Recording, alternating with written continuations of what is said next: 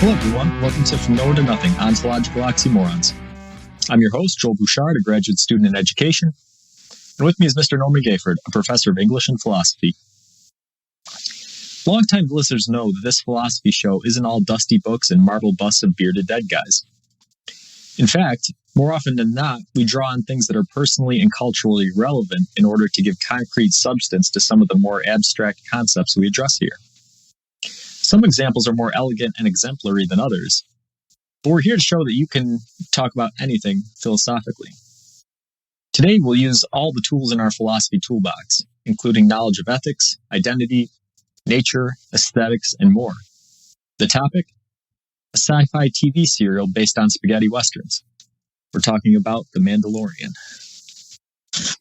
So, last week, we did a lot of discussing about 2001: A Space Odyssey, and we kind of brought up in the episode that it would be cool to examine an actual art form, whatever that may be, whether it's a movie or TV show or music or, anything.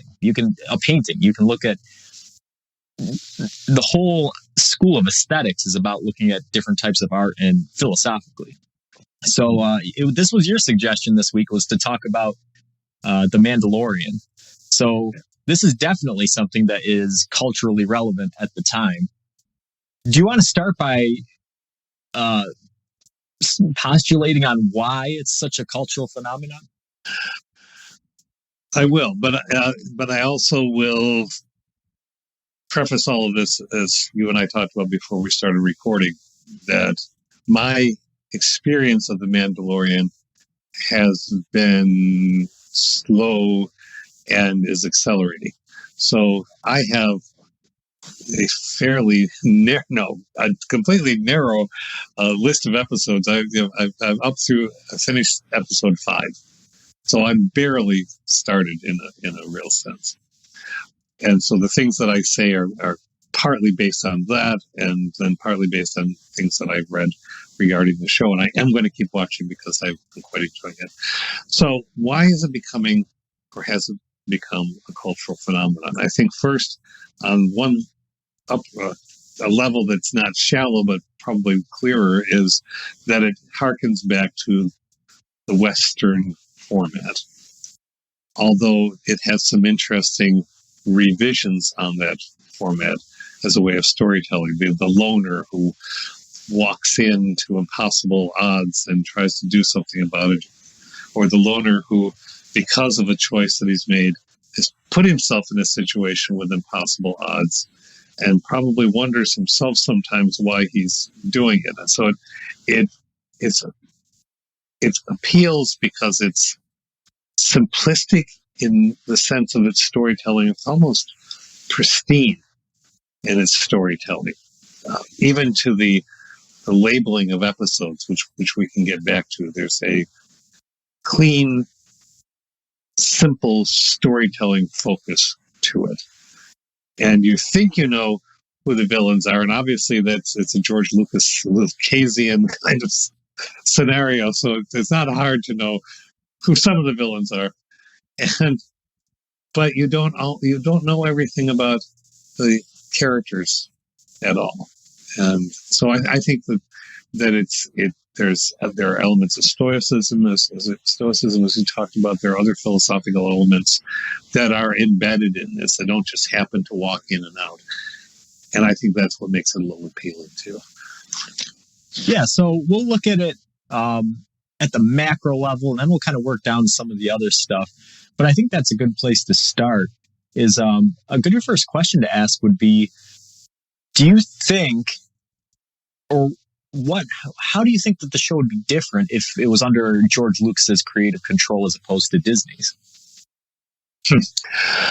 I think it would be messier. I think it would be less structurally intact. I know it sounds like I don't much care for George Lucas's way of storytelling, but he started out with the mythological approach, and then to me, he strayed away, and a lot of other people had to pull it back to that. So I think Disney has, because it's corporate, because it's a franchise, all of those capitalistic things, it's also in Disney's best interest to keep the story intact and simple, and done in such a way that it may even be accessible by lots of kids. Probably is. I don't know who all the viewership is, but given Disney, that's sort of built in. So there are rules. Right. Yeah. I think that's probably a good analysis. It's definitely more cohesive than it would be. And, honestly, I don't know if George Lucas would have made a show like this, because Star Wars is largely, it's very,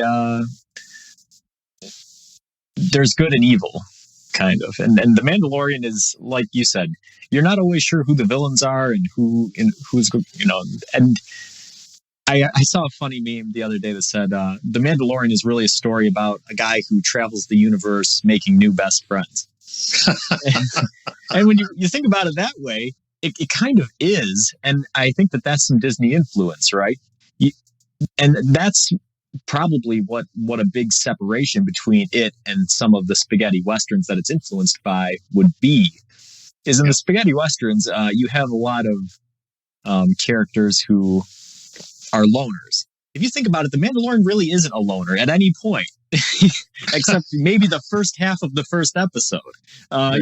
He starts out by himself, but rather than being somebody that's completely on his own, he's always interacting with new people, and lots of times the template that the show sort of follows is he enters in.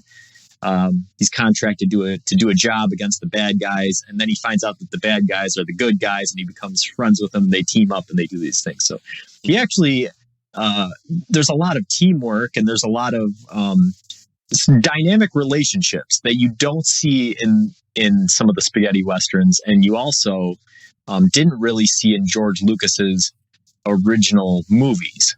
You had the good guys and the bad guys from the beginning, and even if you had a morally questionable character like a Han Solo or somebody, it was still pretty evident that he was the good guy at any given point. Whereas with The Mandalorian, you definitely have some people that are starting out as the bad guys, and then they sort of morph depending on the context or the relationship exchange, that sort of thing. So just sort of an interesting thing to think about. Well, what would it be like if it was under the creative control of the guy who inspired the universe? And some I think you are right. I don't think Lucas would have made this story. Yeah, I don't think so either. Yep. And I think that when you come back to it, The Mandalorian is inspired by Boba Fett. And that's another whole conversation, right? So you had Boba Fett, kind of this character that was thrown in as an afterthought in the original Star Wars trilogies. He had, 2 lines, and he got killed almost immediately. And yet, gloriously, yeah. But people loved this character, right? And I was one of them way back in the day. When I was a 10 or 11-year-old kid, this is a story of a very young nerd. I built a whole set of armor out of poster board and stuff. The whole works, right? Why? What was so inspirational about this Boba Fett character, do you think, that all these years later, you're looking at 40 years later, has inspired the most successful TV show of, our current era? I really need Ian back on this, because like you, he is completely up to speed on Mandalorian, watches the Mandalorian religiously. But I think back to all the Star Wars experiences that I had of those first 3 films. Which he often says he envies that I was there and actually saw these when they were, it was fun. But I sort of cheered when Boba Fett got swallowed up by the, he was not a character that, as you say, he comes in, he's one of the bounty hunters, and to me, he was a toss away. He said, "Oh, well, Boba Fett." He says, "Well, yeah," and he can be rather easily undone and tossed to a monster. I guess in canon or in books or in animations, I don't know. My understanding is that Boba Fett made it back out of the Sarlacc, but that's not really the question. The question is what drew him, and I have to think that it's the mask. That's a really cool mask. He's got rocket pack. What kid doesn't want a rocket pack? He's got weapons that he can fire when he raises up on that. I really think to me, it's all of that accoutrement, equipment. Right, and character. And you have to be right. There's really no other answer because he has no lines. There is no personality to the character, the original character, right? There's nothing there. Right. But yeah, so I think the mask, but more what the mask stands for is it's mystery, right? And Lucas, I think the magic of a lot of George Lucas's storytelling is implying things, implying a bigger universe. I think about when Obi-Wan's talking to Luke and he just casually talks, oh, your father fought in the Clone Wars. And you're like, what are the Clone Wars? Same thing with Boba Fett. He's talking with Darth Vader. Darth Vader says, this time, no disintegrations. And you're like, whoa, who did he disintegrate? Like, that's pretty cool, So Boba Fett, there's that mystery, right? Okay, who's he disintegrating? Or, who is this guy? What's behind the mask? Or, wow, of all those bounty hunters that were lined up, he was the one guy that was able to capture Han Solo. Why? How was he able to do it? Nobody else was, he raises a lot of questions. And I think that that's what makes him an interesting character to a lot of people. Yeah, I think so too. And if you look at, that's kind of what that's what philosophy is about to me, right? Is raising a lot of questions that you can't answer, right? Some of that appeal is the same. Yeah, and it does. It is the same, and it does. I think do a different take on the masked vigilante trope. And so Lucas created all this stuff, and let's offer something that is. I know it's not exactly true, but suppose it was just Lucas told his set designers and costume makers and so on, go nuts and make these things. Well, he's got all these visuals that you can then take and tell stories from them. That's a good thing. Any character will have more background if that character is dwelt upon, or if the character just crosses the screen. There's got to be more to that character somewhere, somehow, and then so a show like this dives into that. But I'm thinking, what superhero story do we know? It's not like he's a superhero, but where you, for the first number of episodes, you don't see his face. You see so suppose you had the Batman cowl, the episode I watched, I think it was The Sanctuary, where he's on the planet where there's people, farmers. It's the farmers needing the Magnificent Seven, only they get the Magnificent Two. But he's explaining about when the last time was he took off his mask in front of somebody, and that's when he was a kid. And we know that he's an orphan, so we got that whole story going on that does with so many heroes. He's not. Oh, he's a hero. He's sometimes an anti-hero, it seems to be. But nonetheless, it's interesting. So you see the outside world, outside of his window in this place that he's staying, with his arms and his drink, and you see what's going on through the window, and I think you see the helmet next to him, but you don't see him.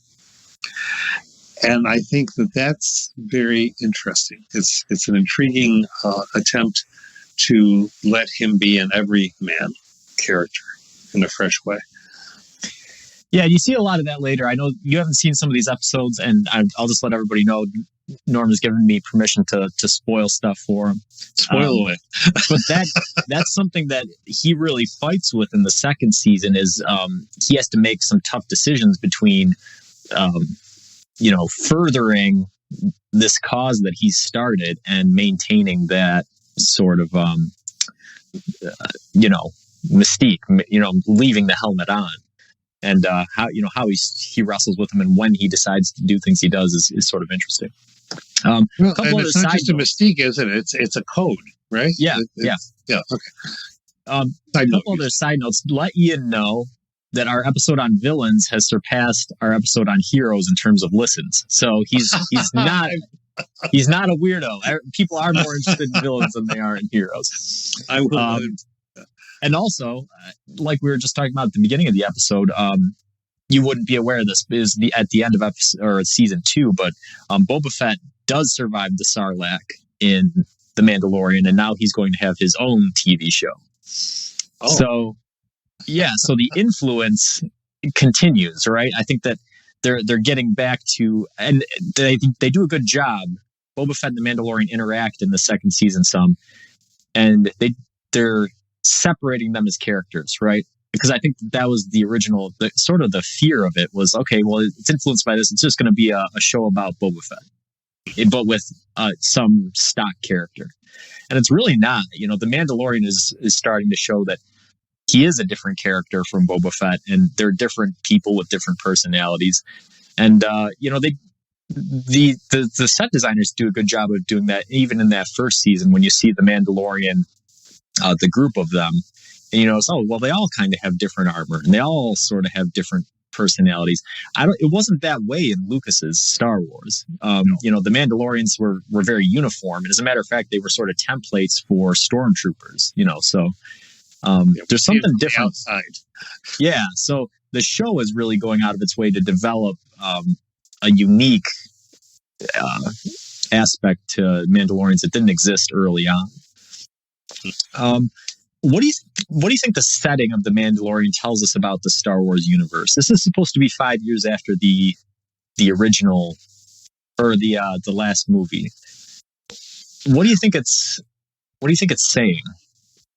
Well, it's 5 years after the last movie of the first trilogy, right? Right. Yeah. Right. Well, see, this is where I think the doorway opens to all kinds of ethical relativism. I thought this often watching the Star Wars movies, but it becomes particularly pointed because we slow down and look at different, not cultures. It's not that compositionally complex, but we see more of these individual small people, as they say in the Game of Thrones. The everydays that you hardly ever see. We have a requisite bar scene once in a while with all the other aliens. Wonder what all these other aliens are doing there, especially on a planet that's essentially a backwater. But that's a different question. The thing that I think is this is a culture that has been so, well, it's not a culture. This is a set of cultures that are so savage that seemed not all that different under the Republic than they did under the Empire, but certainly were more ruinously done in because of the Empire. But ultimately, almost every place that we see, barring Coruscant in the movies, which itself was a nightmare world, with all that traffic everywhere, and it's just a paved world. That's not a grand utopian vision. It's a dystopian universe. The galaxy far, far away is not one in which I particularly want to live.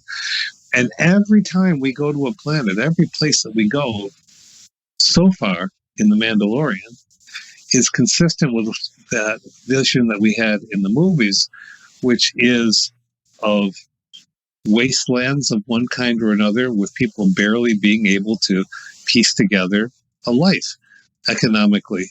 It's capitalism at its worst. It is capitalism that has run amok and devastated people. And then it was capitalism somehow under an imperial format, but the same thing happened.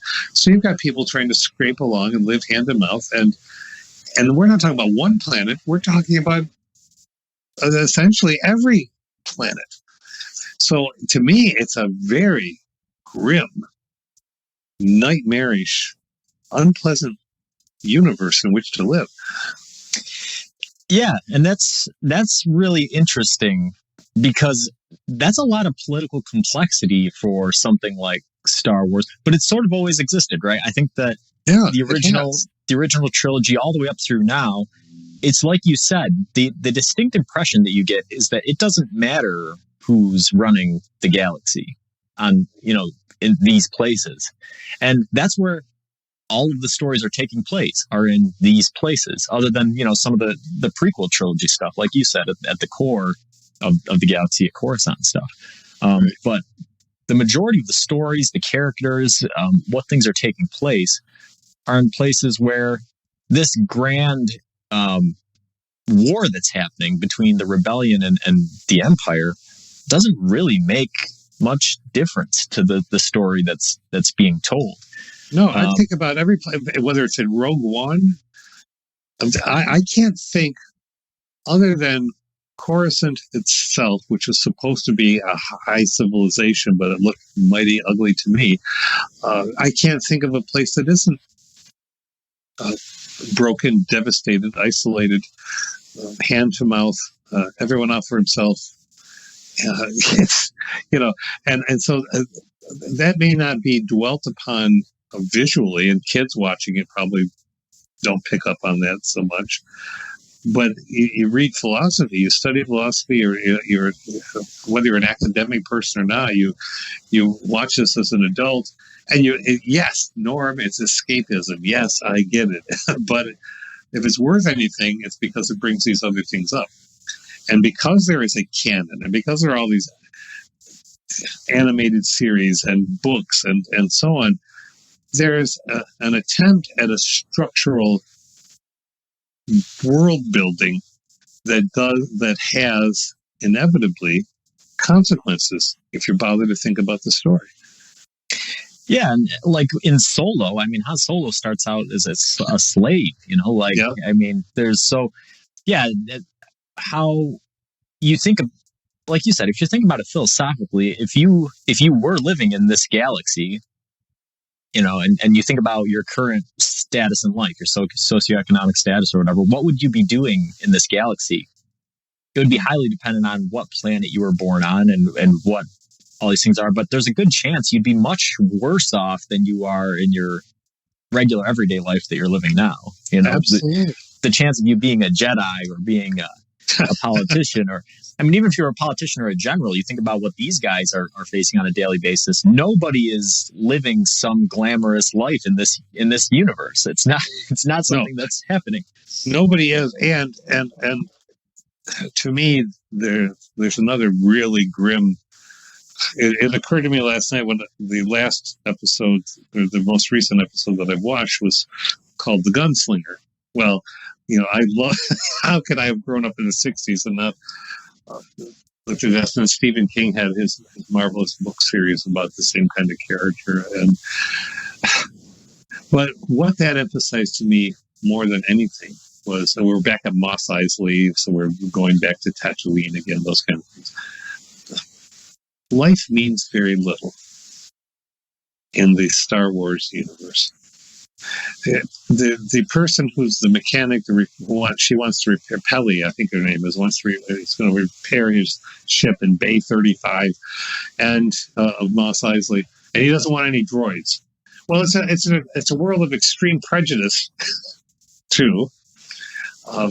Partly there's this implication that people have real trouble with droids, and there's a whole thing we can go into with that.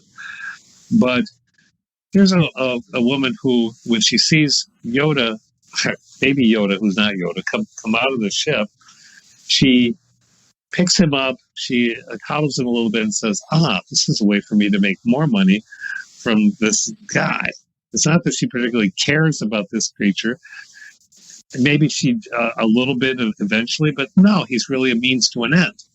And then when the gunslinger himself, the guy who wanted to join the guild, and he's sets Mando up, and Mando wins, of course, after being bruised and battered. The guy's body's on the ground, and so Pele, the mechanic, says to the droids, go toss him out wherever it happens to be. There's absolutely no respect for the human body, or the species body, whatever it is. Some people may say, yeah, but he was a gunslinger and he was a bad guy. I don't care.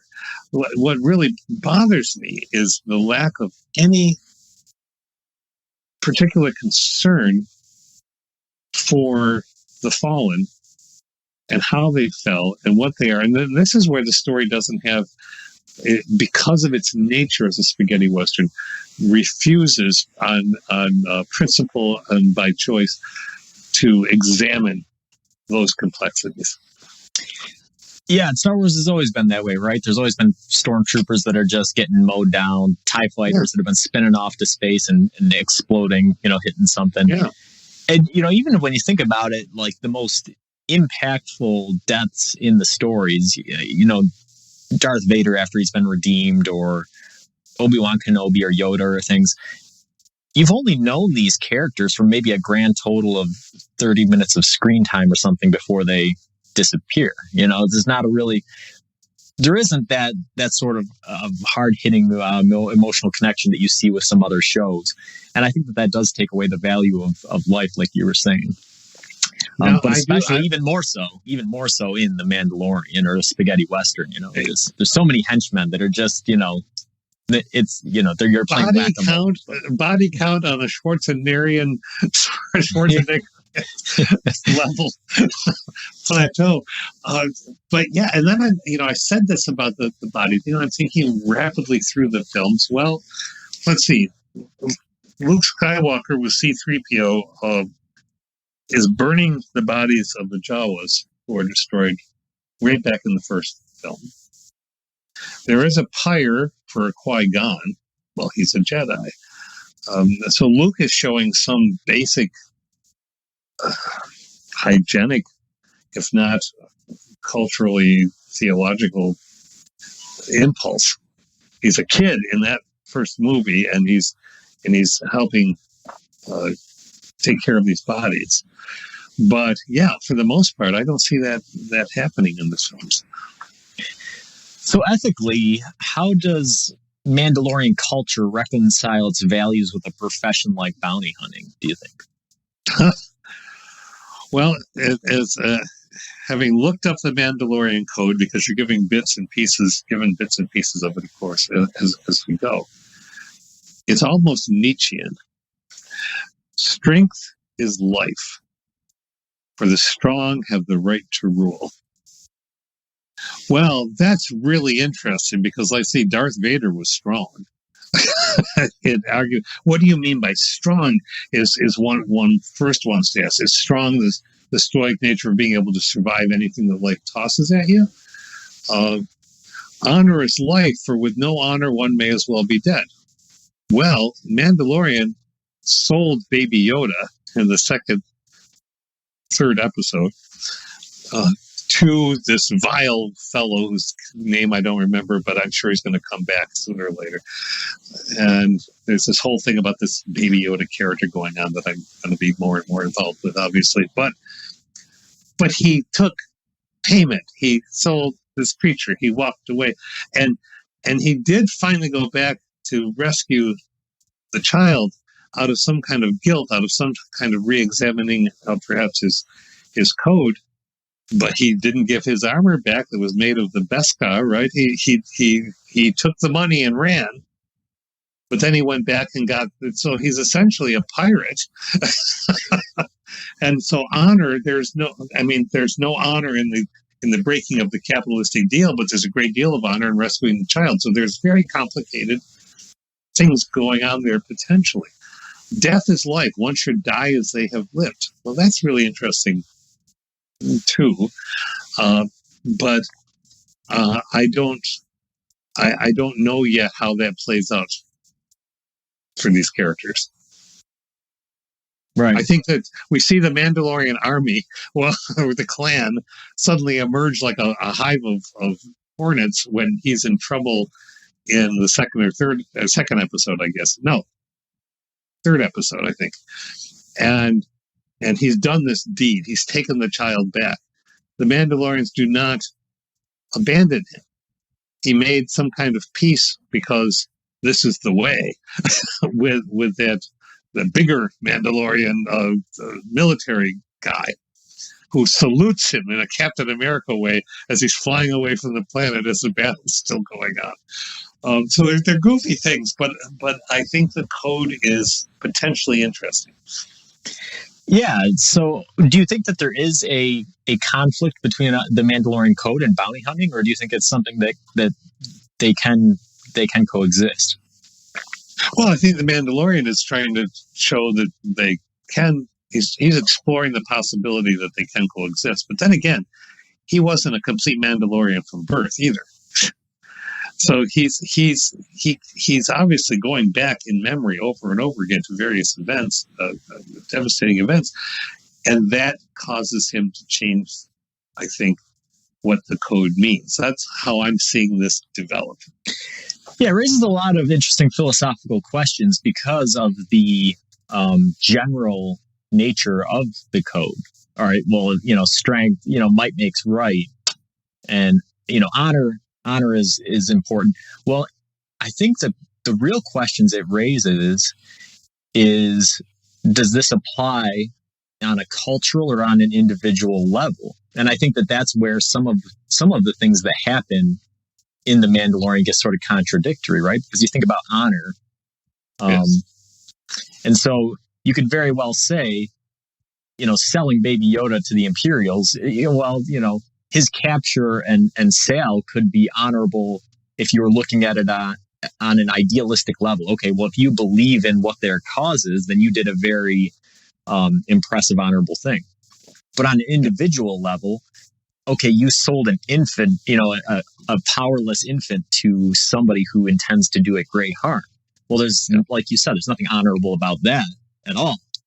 Well, I think might makes right. Okay, well, an individual Mandalorian might be able to overpower any other type of soldier in the galaxy, but they make several references to their homeworld being shattered and then being scattered to the wind. Mm-hmm. So on a cultural level, you're very weak. You don't have any overarching, nothing to hold you together, so that's where the code gets kind of interesting. Well, I think he's re-examining the code of necessity, because bounty hunters aren't supposed to have you do the deal and you're done. And clearly, this show is being made in an environment in which some socio-political elements believe that the deal is the whole thing. So I think it's very obviously examining that. What does this deal really mean? What are the repercussions of the deal? That's where the Mandalorian is going. For me, that makes it worth keep watching. If it was just, yep, sold them, yep, did that, look at me. No, I'm not going to look at you. I'm going to leave you alone. But, when people, and he's polite. And that's the thing that I think, whether Disney has done that or whatever it happens to be. So he's got that thing when he goes into the farming, the swamp town, and he's going to help them out, and the native woman is trying to see to here's food and so on. He's thank you, and can her daughter play with the baby, and sure, and then he's releasing some control. He's releasing some agency to the baby, whatever. I hope they give it a name soon. Do they give it a name yet? Yeah. Is it still Baby? Okay. What's its name? Grogu. That's very... That's Jack Kirby from the 1950s via George Lucas's inevitable coinage. Okay, Grogu. I like that better than Baby Yoda. So Grogu, even though we don't know it yet, comes off the ship even though he told him to stay there. And he doesn't fight that. So he is not so into his macho ethic that he insists on always being in control no matter what. When he's with this gunslinger, he's acting as if he wants to teach the kid something. He's going to make all the money. He already said, I'll do the job for you. I'll get the money. You get to get into the guild. Okay, so there's a mercenary, understandable nature there. But he exhibits some kind of trust. Okay, I'll go off and get the due back. You stay here with this terrible ninja, the Greek assassin character. And that's when the gunslinger turns against him, because he's easily manipulated by this ninja this character, worse mercenary. But he still rides that dude back into town. He doesn't relent, but he also gave the person a chance to do the right thing, and I think that's interesting. Yeah, so that leads into the next question, which would be, you bring up that sort of stuff, and then we talk about how, the story of the Mandalorian is this guy who can't help but make best friends around the universe. Is the Mandalorian, is he a hero or an anti-hero? Well, I think he's very clearly an anti-hero, a reluctant hero at best. He's not aligning completely to heroic principles. He's going to be a bounty hunter. And maybe that changes. Maybe it becomes less and less the bounty hunter. I don't know. But in the first 5 episodes, he is a bounty hunter who has every other bounty hunter essentially after him. And the more he gets away, the more they're coming after him. And so it's an inevitable cascade. So he's heroic in rethinking what this is supposed to be about. That I'll give him. But the fact that he can go around he disintegrates a bunch of Jawas. It doesn't seem to bother him too much to pull out that disintegrating it's essentially Aquaman's weapon, trident, but I forget the name of the thing. Anyway, when it gets really bad, he stops using the flamethrower and he starts to blast. But he kills in a variety of ways. He roasts people alive with that flamethrower. That's not a heroic thing to do. Is he preserving his own life? Yes. Is he trying to preserve the baby? Yes. But I don't necessarily see him going through any paroxysms of why he's doing what he's doing. So to me, he's not a complete hero. And that raises some interesting questions about what the difference between a hero and an anti-hero is. And I'm sure that we'll do an episode on anti-heroes at some point. Yeah. But yeah, I think that he is closer to a hero. He's a lot easier to view as a hero than Clint Eastwood, right? Absolutely. That he's influenced by. Because, Eastwood is very clearly an anti-hero. Whereby a lot of the good that he does is just coinciding with his personal goals, or he's going just slightly out of his way to do the right thing, but he's mostly traveling on one path. Whereas the Mandalorian, I think that his initial intentions are very anti-hero-ish. They're not aligning with good. But then it seems like any time he's presented with a moral conundrum, he always does the right thing. Yes, and that makes it does. Yeah. He's, as for a TV serial that's based on a Western, he's a pretty complex character in terms of trying to figure out how you classify him as a literary device. Yeah.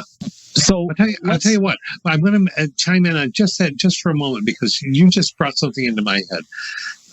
This is one of those background visuals, and I'm not sure what the director intended, but here's when he's on Tatooine, and he walks past a set of pikes that have the heads of stormtroopers on them.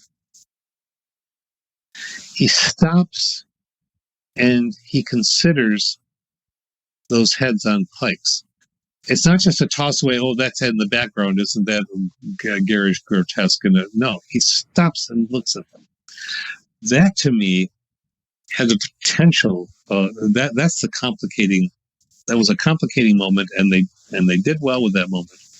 Is he hating the stormtroopers because of what they have done, perhaps? Is he totally put off by the violence that continues, that once the Empire is done, the same kind of violence keeps happening? I think that's what that scene suggests, that it's dredging up a bigger picture of what humanity is or is not, all in that one little shot. Right. And the mask complicates that, right? If you had any kind of facial cues, you could probably draw some pretty, pretty easily draw some inferences about what he's thinking. But that mask just makes you think, what is he thinking? What's going on there, Mm-hmm. And you have to sort of infer it based off of the actions that he takes throughout, what you know about how he acts versus the normal visual cues you'd get, watching somebody. Yeah. So let's talk about some of the characters a little bit. What does our knowledge of artificial intelligence, do you think our knowledge of artificial intelligence corroborates the story of IG-11? And what I mean by that is I'll kind of explain it. You got this assassin droid, and the Mandalorian, after he saves Baby Yoda, they have an Ugnaught that ends up reprogramming this droid to take care of Baby Yoda. And the Mandalorian never trusts him, right? He always says this thing was designed to kill things, and now we're having it do the opposite. We're having it act maternally towards Baby Yoda. What do you think? What we know about artificial intelligence, right? You start with seeding. You give it some ideas, some thoughts, and then you let it start forming some of its own assumptions and conclusions and things, and it learns stuff. Mm-hmm. Do you think that if you had an artificial intelligence that you seeded some things with and it learned things, you were to shut it off and then start it up again and try to reprogram it to do something different? Do you think that's a possibility? I do. And I've actually given this some thought, which is why I can answer that so quickly. First, we were thinking about this in some sense with HAL, the computer in 2001, but even before that, if it's intelligence, that has to do with consciousness. If it's consciousness, it can take different shapes depending on devastating events. So it's not hard. I mean, it's hard to think of in the sense of in an emotional sense for the people who have gone through this. But a person who goes into a coma and emerges and has a different personality, or a person who has a devastating accident and has a different personality, or different aspects of the personality are in the ascendant, or someone who undergoes the devastations of dementia in some way and their personalities change. We know this happens in the human, so of course it's going to happen in artificial intelligence as far as I'm concerned. And what's so interesting about it is the way you just described the IG character. It is not so very different than the Mandalorian or other bounty hunters. These are essentially organic machines who are programmed, trained to go out and kill in order to accomplish a monetary gain. Now, what an artificially intelligent droid needs with capital is a really interesting problem to me, because they haven't done anything with that yet in any of the movies that I've seen. Maybe to enhance themselves more. Well, how is that any different than the Mandalorian getting better armor? It's going back to the video game thing. Go to the shop, get better weapons, get better armor, get health points, go back out there. Well, I don't see any real difference between the two. So the Mandalorian has every reason, I would guess, not having gotten that far with the storyline yet, to question this, because I doubt your maternal instincts when you've been a killer. Well, don't I doubt the Mandalorian's paternal and maternal instincts when he's been a killer? Absolutely. Yeah, it's very complicated to me, and we don't know how artificial intelligence works in the Star Wars universe, so we have to say that.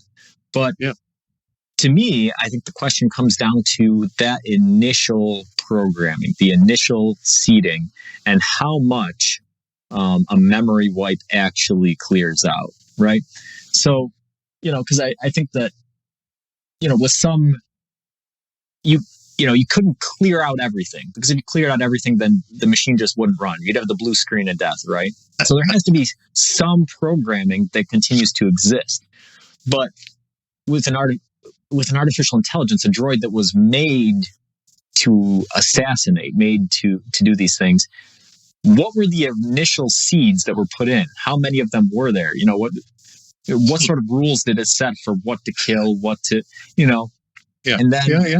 So I think that, with humans, it's very complex, the nature versus nurture argument, right? Because we have genetics, which are kind of our source coding, right? That's our seeding. Indeed. But those things are very generally based towards survival and growth. Whereas nurture, humans have this nurture experience. And then, like you said, it can be wiped through various biological processes, dementia or, head trauma or those sorts of things.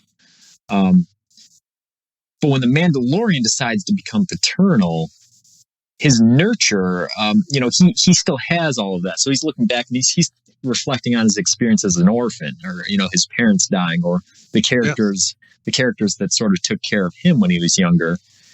And how that plays into his relationship with Grogu is one thing. The IG droid, though, is a little bit different, because you're wondering, well, what is his DNA? What is his source coding? What things is he built with that he cannot undo?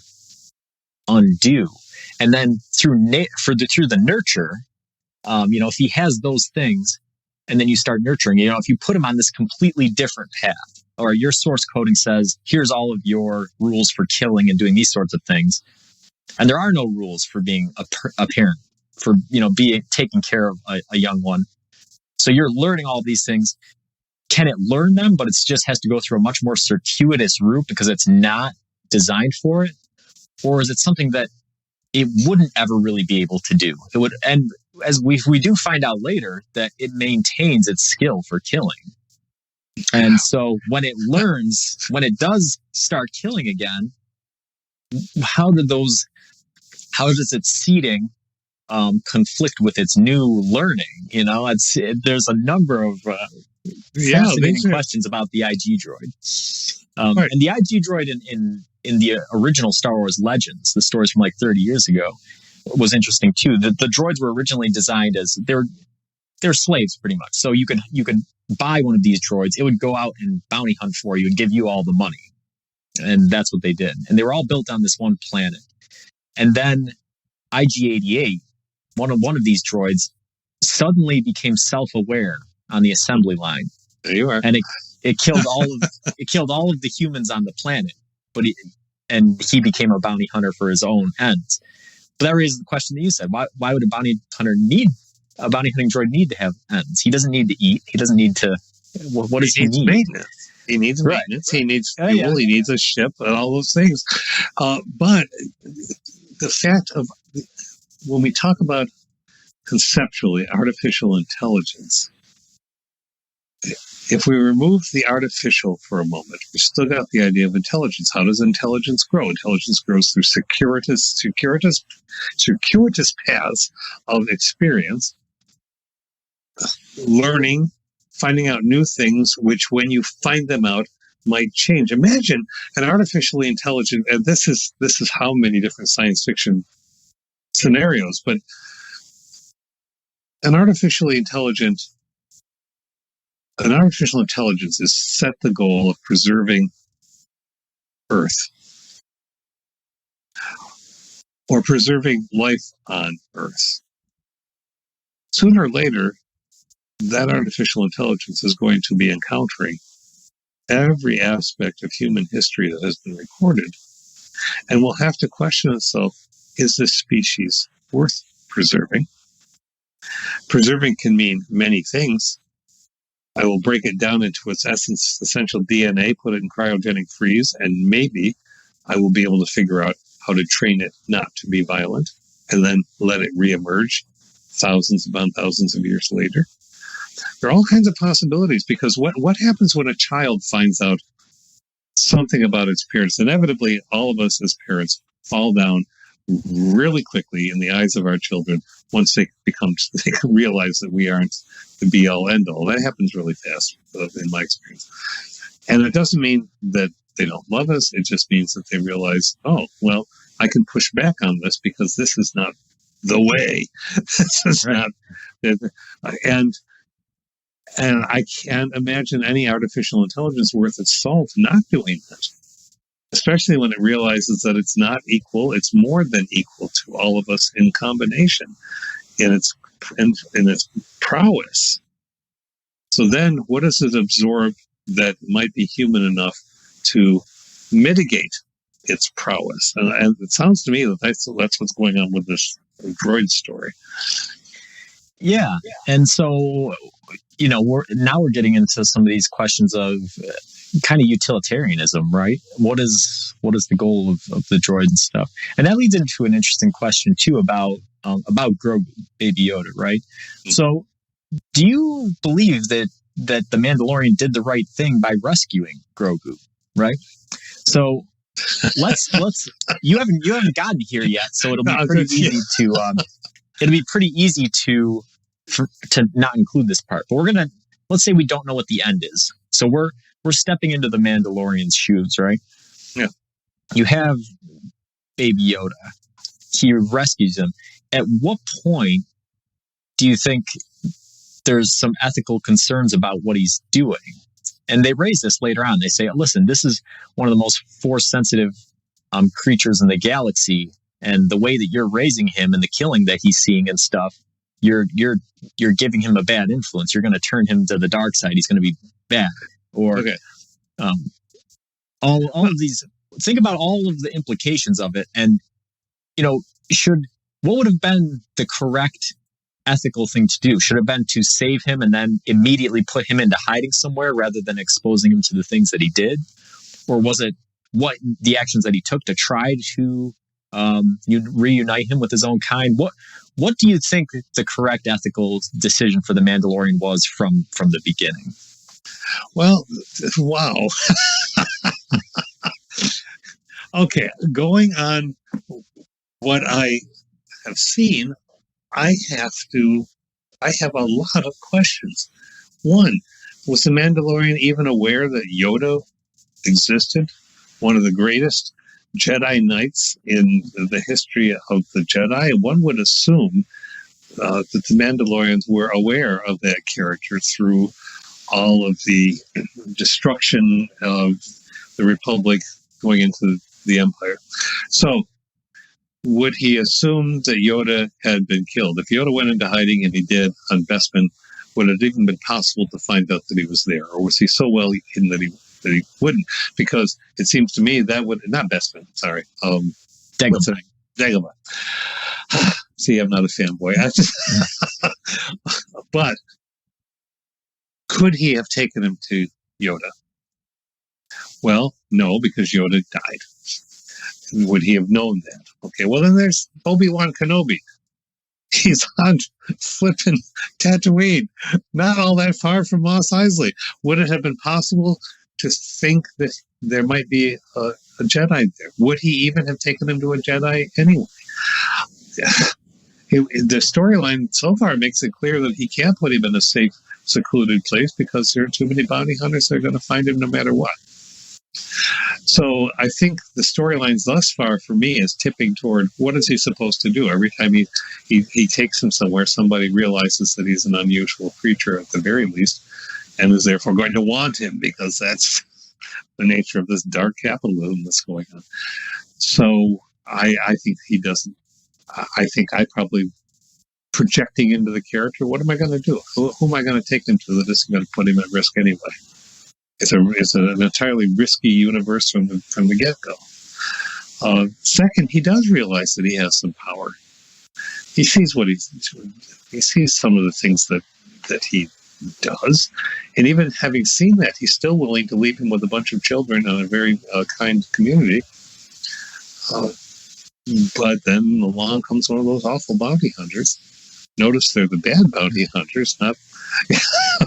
Because from this point of view, it looks to me like all bounty hunters are bad except for the Mandalorian.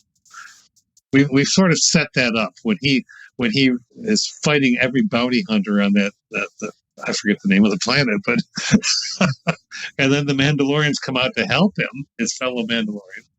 I think we've pretty much set up there is no such thing as a good bounty hunter anymore. Just a bounty hunter is trying not to be a bounty hunter and is dealing with the sins of it. The very fact that the word the sin was the title of that episode where he was selling. Was it Gregor? Not Gregor. Grogu. And to call that a sin is very judgmental in its first in the storytelling structure itself. So, if you committed that as a sin, then you're going to have to repent, aren't you? And so you live with it. I don't know what to do with that. Yeah. So, well, what we talked about it earlier. There's the lack of value for life, right? How much life did it cost to save Grogu's life? How many people ended up, think about all the people that end up getting killed because he didn't just hand the child over. But how many people are going to get killed because of what if this villainous former Imperial is going to do to experiment, pull that information out? Clearly, he wants something to do with the Force. Clearly, he wants to have that capacity. Therefore, clearly, we can blow up planets. So, I think the moral math, if the Mandalorian is doing any of it, and he knows any of the background, and he clearly knows what's going on in this post-Imperial universe, he's finding it out. No, you don't want that kind of power in the hands of people who don't think moralistically. So, if all the Imperials were after is Grogu's blood, and they got it when the Mandalorian sold him to him, now the Mandalorian has Grogu. The Imperials already have what they want, right? But others are trying to get him now. Is there value to continuing to hold on to him? I don't know, because to me that either because I was tired or because I'm being dense. That's not entirely clear to me that it was just his blood. They had him on that table. The Mandalorian looked into the room. He didn't kill the scientist who was claiming that he was keeping the child alive. They already would have killed him by that point. So it's not just a matter of extracting blood. Maybe that's something they talk about later, or maybe I'm confused. I've watched them all a while back, so I'm trying to think back to them. But yeah, there's some different questions. Let's end by asking why do you think Grogu became so popular? What is it about him that appealed to audiences? Well, I can speak of this firsthand because I have a granddaughter who's 2 and knows nothing about the Mandalorian, but has 2 Baby Yoda figures in her life, and likes to talk to Baby Yoda. So sweet, so soft, so cute. I mean, this is clearly the selling point. This is where the memes went and the cartoons and everything. When some of my acquaintances started talking about Baby Yoda, I didn't have a clue what they were talking about. There were baby Muppets, there were baby superheroes. I thought, we've got to do this to Yoda now too. But and then when it very quickly became aware of what was going on, what do they say? Anybody who encounters him, what is the text if you put on the closed captions? He coos, he giggles, he's he's just so cute, except when he concentrates and lifts up his hand, such as it is, and raises big old mud horns into the air so that they can gallop in one place. Or when he is investigating technology. There are hints that there's a lot more to this character, but to me, up through episode 5, he's a cute little one with a whole lot of potential as a super being. So speaking of aesthetics, what is it that makes him cute? You got your big eyes. Big eyes we know are cute, but other than that, he's got green skin and long ears and all this other stuff that you wouldn't think of being classically something that is attractive. Oh, long Why? ears, a soft doggy, a great big doggy, a golden retriever. What dog with big ears don't people like to pull on and tug on and go, oh, he's such a cute dog? All right, yeah, I guess if you're looking at it as a pet, I'm thinking more as a sentient being. Green skin and long ears makes me think of like an orc or something, you know. But these people are aware of whatever species Yoda is. I've forgotten the name of his species, to be honest. I don't think they name it.